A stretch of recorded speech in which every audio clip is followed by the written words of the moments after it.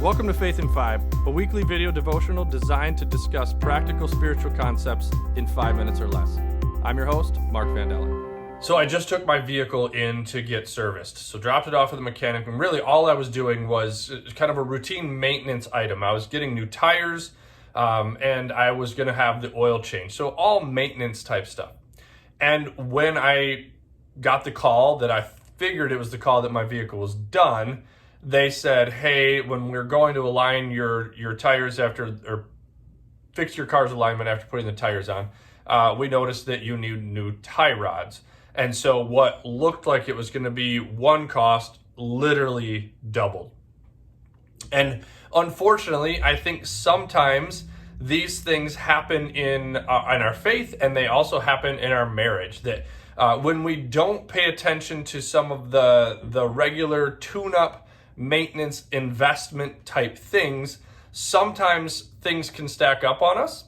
And also, even when we do pay attention to those things, like I was being proactive. I probably didn't need new tires until heading into the next winter. So I probably had 4, maybe 5 more months. But even in that space, sometimes things surprise us. They catch us off guard that there's more wrong or there's more here than maybe we're aware of.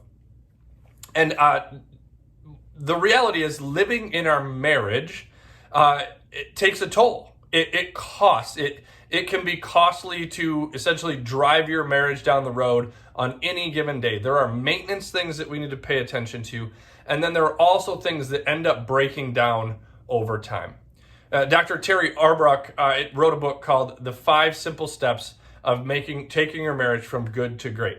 And in that, she says that all marriages kind of have this mental math going on.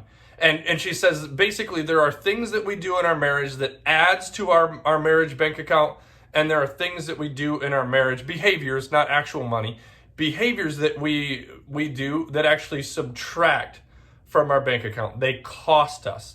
And she says the problem is we rarely write this down. And so, speaking for myself, when I do math things, I often, especially when it comes to money, I round. So, unfortunately, when this is all in our head, some of us round up.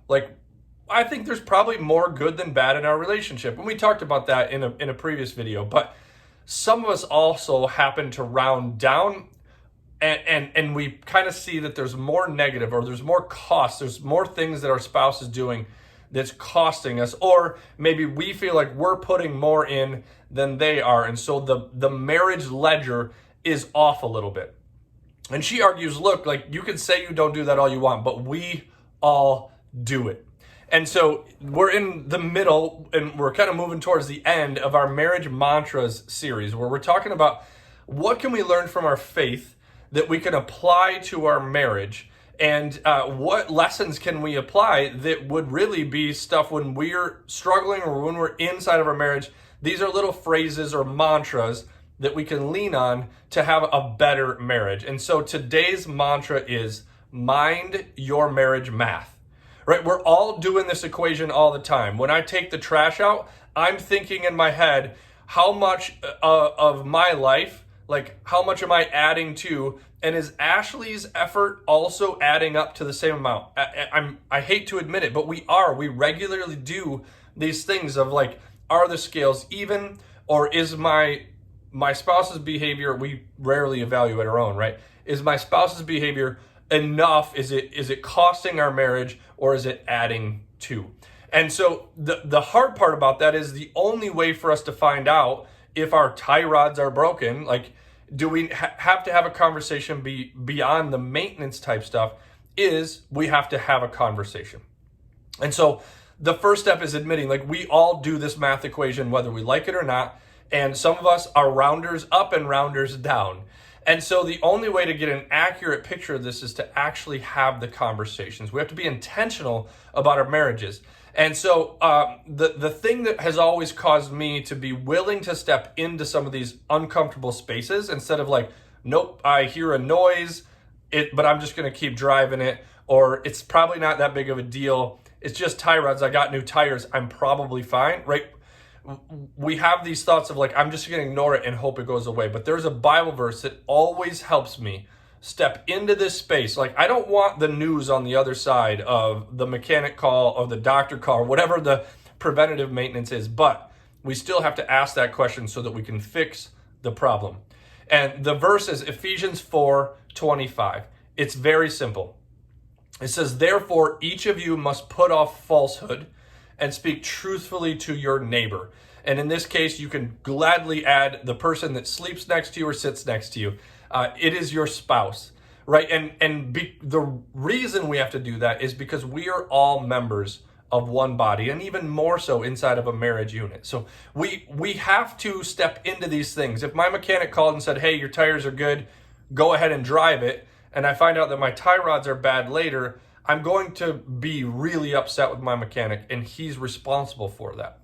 So in our marriage, we have the same kind of thing. We need to take our marriage in for a tune-up fairly regularly, and we need to check in on these things. And if there's anything that's costing our marriage, we have to step into that space and share, this is something that if this behavior continues to happen, it's going to cost us. Like, I'm doing the math in my head and I don't want to. And if you struggle to step into that, the question that I always ask myself is, if there was a behavior that I was doing that was costing me, like it was costing my marriage, it was hurting my marriage, or it was something that bothered my wife, wouldn't I want to know? Because if I know, I can fix it. It may be not that fun to fix, but it definitely something I need to know. So as we prepare for having the best marriages, it can't always be, here's the way to have the best, awesome, greatest. Sometimes we do need to step into these maintenance or fix places. And one of the best ways to do it is speak truthfully. Whatever you do inside your marriage, you do to both of you. But mind this marriage math in your marriage. So this week, if you do nothing else, like, do a check-in. Let's see, are all the parts working properly? And if any of them are not, what might we need to do to fix them? Thanks for watching Faith in 5. If you like what you see, please like and share. If you're interested in making a donation to our ministry, please click the link below.